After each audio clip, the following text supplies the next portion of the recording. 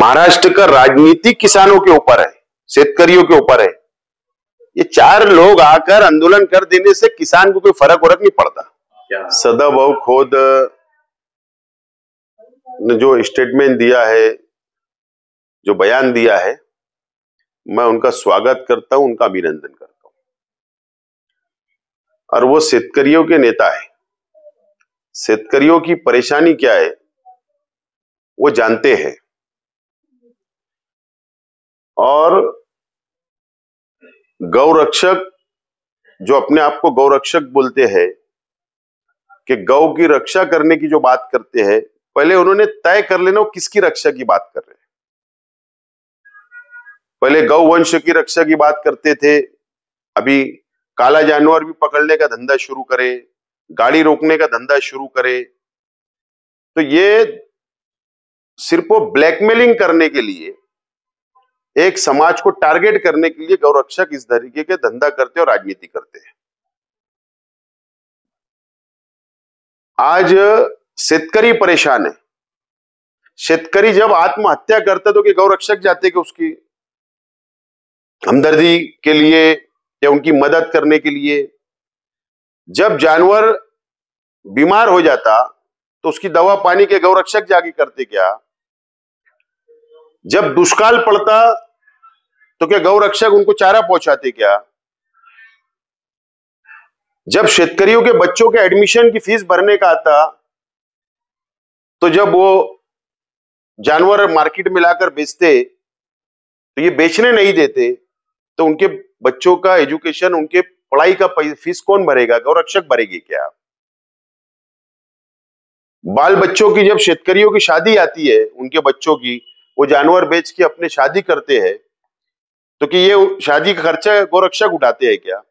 इनको अधिकार किसने दिया है। ये जो धंधा है ये बंद होना चाहिए और इसके अंदर पुढाकार सदाभाऊ खोत जैसे नेताओं ने लिया, मैं अभिनंदन करता हूं।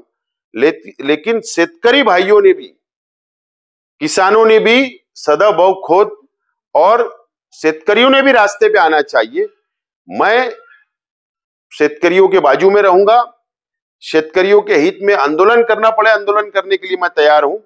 लेकिन ये गौ रक्षकों को कहीं ना कहीं ब्रेक लगना चाहिए, इनके ऊपर कड़क शासन होना चाहिए। जो ये दो समाज को लड़ाकर अपनी राजनीति सीधी करना चाहते हैं, तो इनके ऊपर सरकार ने कड़क शासन करना चाहिए, ये मत का मैं भी हूं। गौरक्षक गौशाला जो है, तो उन्होंने ये भी कहा कि गौशाला जो रहती उसके अंदर जानवर बरसों से जा रहे, लेकिन उसका क्या होता कोई हिसाब नहीं देता। बिल्कुल, राज्य सरकार से मेरी भी डिमांड है, चाहे वो प्राइवेट गौशाला हो या गौशाला समिति हो, सिर्फ मालेगांव शहर का नहीं, मैं तो बोलता हूं संपूर्ण महाराष्ट्र के गौशाला समिति का ऑडिट होना चाहिए। और ऑडिट पुलिस डिपार्टमेंट के साथ में होना चाहिए कि पुलिस डिपार्टमेंट ने कितनी गाड़ी पकड़ी, कौन कौन से गौशाला को दी। रिकॉर्ड तो पुलिस के पास भी होगा, उनके पास भी होगा, तो इसका ऑडिट होना चाहिए ना। बिल्कुल सच बात है, इनका ऑडिट होना चाहिए। इसके अंदर बहुत बड़ा भ्रष्टाचार निकलेगा, बहुत बड़ा भ्रष्टाचार निकलेगा। कुछ लोग साइकिल नहीं थी वो करोड़पति हो गए, ऐसा भी हमारे पास जानकारी है। सदाभाऊ खोत ने कहा कि ऐसे गौ भक्षकों का कहीं ना कहीं मतलब बंदोबस्त करना पड़े। सरकार ने बंदोबस्त करना चाहिए, सरकार ने कड़क कायदा करना चाहिए। और ये कायदा होगा तो शेतकरियों के हित में होगा, मुसलमानों के हित में नहीं होगा। मुसलमान तो चिकन भी खा लेता, मच्छी भी खा लेता, बकरा भी खा लेता, काला जानवर भी बीफ खा लेता, शाकाहारी भी बन जाता। मुसलमानों को कोई तकलीफ नहीं है। अगर इनका कहीं बंदोबस्त करना है तो वो शेतकरियों को फायदा होगा, क्योंकि शेतकरियों के आने का काम हमेशा गौरक्षक करते हैं। शेतकरी संगठना मालेगांव शहर, मालेगांव तालुका या हमारे आसपास के डिस्ट्रिक्ट के अगर शेतकरी संगठना, किसान अगर परेशान है, शेतकरी परेशान है, तो संगठना अगर मुझसे कांटेक्ट करेगी, संपर्क करेगी और अगर कोई आंदोलन खड़ा करेगी, तो मैं और मालेगांव, मेरे कार्यकर्ता और मैं खुद शेतकरियों के साथ में आंदोलन में भाग लेंगे कि जो स्ट्राइक चल रहा है, जो आंदोलन चल रहा है, संप जो कुरैशियों ने किया है, तो इनके अंदर मैं बीच का रास्ता निकाल, दोनों को मिलाकर एक मार्ग हम निकालने का प्रयत्न करेंगे ताकि किसान भी परेशान ना हो और कुरैशी भी परेशान ना हो। इसके लिए पूरा पुढाकार लेने के लिए मैं तैयार हूं। ऐसे जो किसान आज बहुत परेशान हैं, जिनके जानवर नहीं बिक रहे या जो आज माशी हालत है, खुदकुशी भी बहुत हो गई। पिछले 3-4 महीने में 740 किसानों ने आत्महत्या कर ली। सरकार कर्ज माफी भी नहीं दे रही और उनके जानवर भी नहीं बिक रहे। तो ऐसे किसानों को जो आपके इलाके में है, उनके लिए आप कुछ, अगर जानवर नहीं बिक रहे, कुरैशी खरीद नहीं रहा, खेती के लिए जानवर नहीं बिक रहे हैं, तो सरकार ने इनके जानवर खरीदना